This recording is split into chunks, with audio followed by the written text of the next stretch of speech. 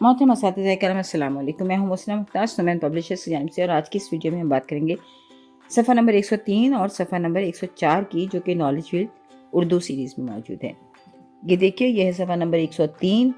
यहाँ एक आइकन पढ़ना है, यहाँ है पढ़ना। इसका मतलब है हमें यहाँ बच्चों को सिर्फ पढ़ाना है, और हमने पढ़ाना ऐसे नहीं है कि बस एक हमने रीडिंग कर दी और बच्चों का काम ख़त्म हो गया। आपको सफ़ा नंबर 103 है, साल के महीने बताए गए हैं। तो जैसे हमने दिनों के नाम बताए थे, इसी तरह हमने बच्चों को साल के महीनों के नाम बताने हैं। इसके लिए बेहतरीन तरीका ये है कि आप क्लासरूम में बच्चों से पूछ सकती हैं कि उनकी बर्थडेज कब आती हैं, बच्चे अपनी सालगिरह कौन कौन से महीने में मनाते हैं।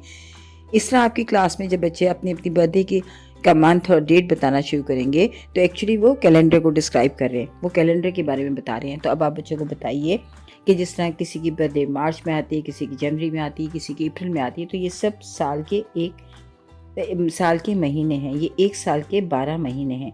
तो इस तरह बच्चों को ये पोइम याद करवाइए, और उससे पहले बच्चों को जनवरी, फरवरी, मार्च, अप्रैल, मई, जून, जुलाई, अगस्त, सितंबर, अक्टूबर, नवंबर, दिसंबर, ये आप बच्चों को बोर्ड पर लिख के इनकी रीडिंग करवाइए, लाउड रीडिंग करवाइए। आप बच्चों से बुलंद ख्वानी करवाइए। इसी तरह बच्चों के साथ आप लिखने की उसी तरह प्रैक्टिस करवाइए कि आप पहले लिखिए, फिर बच्चों से कहिए उसको गौर से लिखें, उसके बाद इरेज कर दें, और याददाश्त के बिना भी बच्चों से वो लफ्ज़ लिखवाइए।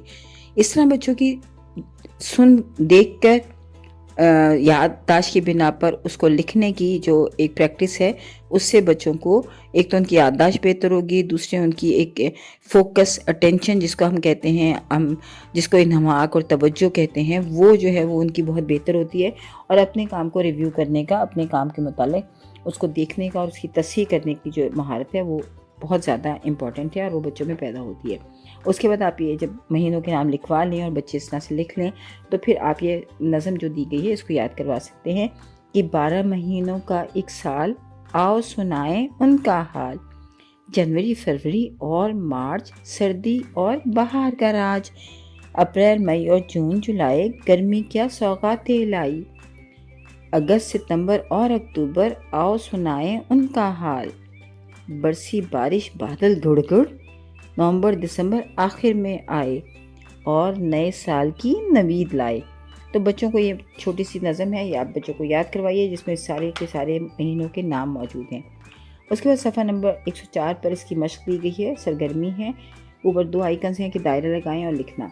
सवालात पढ़कर सही जवाब पर दायरा लगाएं। साल में कितने महीने होते हैं, साल का पहला महीना कौन सा होता है, मई के बाद कौन सा महीना आता है, और साल का आखिरी महीना कौन सा होता है। इसी तरह अप्रैल और जून के दरमियान में कौन सा महीना आता है। तो इस तरह बच्चों से बहुत ज़्यादा मशक करवाइए, और उसके बाद महीनों के नाम लिखवाइए।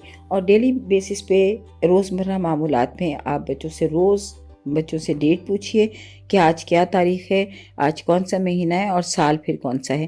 तो ये आप रोज़ाना जब बोर्ड पर आप लिखते हैं, जो कि हमारी टीचर्स की ड्यूटी होती है, टीचर्स ज़रूर मेंशन करती हैं डेट बोर्ड पर, तो वो डेट जो है वो बच्चों से पूछ के लिखिए, ताकि वो सिर्फ बोर्ड पर लिखी हुई एक तारीख़ ना हो, बल्कि बच्चों की लर्निंग का एक हिस्सा हो।